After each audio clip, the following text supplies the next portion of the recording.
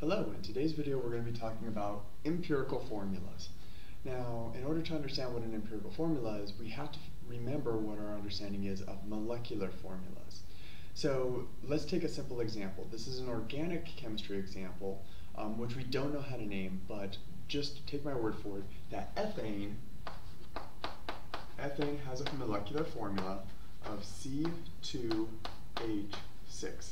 So if you stay with chemistry and you continue on, you'll get into organic chemistry, you'll learn how to name these types of things. In this case, if we look at the formula, it tells us exactly for one molecule of ethane, there are 2 carbon atoms and 6 hydrogen atoms. Now that's great, that's known as the molecular formula. The problem with this is any of our instrumentation that we have in the world they're not powerful enough to tell us exactly how many atoms of one type are present in a given molecule. Instead, what they do is they tell us a ratio. So we've been seeing a lot of ratios so far in general chemistry. We will continue to see them throughout the rest of the semester. So what our instrumentations will tell us is the ratio of carbon atoms to hydrogen atoms. So if we looked at the ratio here, we know that for carbon atoms, there are going to be 2 carbon atoms for every 6 hydrogen atoms. And so this would actually be broken down even further. This would be broken down into 1 to 3. So our instrumentation that we have in real world right now will be able to tell us that for every 1 carbon atom, there are 3 hydrogen atoms. Now we have other instrumentation that can tell us different properties about ethane so we can figure out what the actual molecular formula is. But most of our instrumentation will tell us the actual ratio, not the number to number. It'll tell us the ratio, 1 to 3. It'll tell us the smallest whole number ratio. So this is what our empirical formula would be like.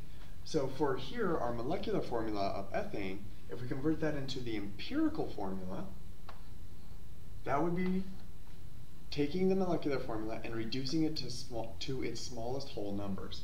So we do exactly what we did here with this ratio. We make this a 1 and we make this a 3. So now we have the molecular formula, up here, and now we have the empirical. In order to go from molecular to empirical, all we do is take the least common multiple of both of them and divide both of them by that. And we will get the smallest whole number ratio between the 2 different elements. So this is a simple example of going from molecular to empirical. Now, another thing that we can figure out how to write the empirical formula from is from mole data. So figuring out how many moles of each element are present. Because we can go into a laboratory, we can weigh out individual compounds, individual elements, and then build upon that and calculate the moles. So we found out on last class that these subscripts represent the mole-to-mole ratio. So if we know the moles of each of the elements, we're able to use them as subscripts. So let's go through a simple example of that. We're going to go back into the general chemistry world, so we're going to have metals and nonmetals, and I'm going to pick up my cheat sheet. So let's say I give you information about a compound. Let's say that this compound has 0.21 moles of zinc, 0.14 moles of phosphorus, and 0.56 moles of oxygen.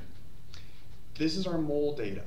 From this, we can actually calculate the empirical formula. We know that these moles, since they are in moles, can be used as subscripts. So I can write out a skeleton reaction, or skeleton equation. I'm going to use each of the moles as the subscripts.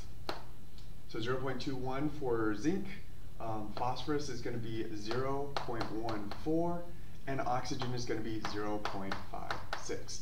Now don't worry about the order that these are written in. The only order that you should be worried about is the metal should always come first.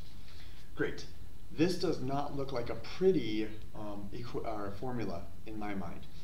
Chemists, just like the rest of the United States, we do not like decimals if we don't have to deal with them. So we want to change this to the smallest whole numbers that we can. The easiest way we can do this is to divide each of these numbers by the smallest decimal place. That will hopefully get us all of the whole numbers. We can do this Because of the law of multiple proportions. So in this case, I told you that law is going to come up in random ways. This is one of those random ways. So in this case, I'm going to divide each of these moles by 0.14, which is the smallest decimal point here. This is going to give me zinc 1.5, phosphorus 1, oxygen 4. Still, we don't have a beautiful equation. We still have this 1.5, this decimal place. So first, what you have to do is use the moles as subscripts. Second step, divide each of those subscripts by the smallest subscript. Next, we can multiply this equation by a value to get rid of the decimal point. So, if we multiply this by 2, this entire equation, what we will end up getting is zinc 3 P2O8. That 2 gets distributed to every one of those subscripts. We get this equation. This would be a perfectly correct answer for the empirical formula of this compound. Now, I know what the compound is, so I can rearrange this as ZN3PO42. This is going an extra step further. You don't have to be able to do that, but those are how we can figure out the empirical formulas. One, we can figure it out from just taking the smallest whole number ratio of a molecular formula. The second way is if we are able to get the moles of each of the elements, we can go through the step-by-step procedure, taking the moles as subscripts, dividing by the smallest moles, and then multiplying the equation if they're not in whole numbers to get a whole number ratio. So those are two different ways that we can find the empirical formula. We're going to be working a lot of problems tomorrow in class, so don't worry if this doesn't make a whole lot of sense at this point. I just wanted to introduce you to the concept. And with that, I want to say I will see you all in class tomorrow.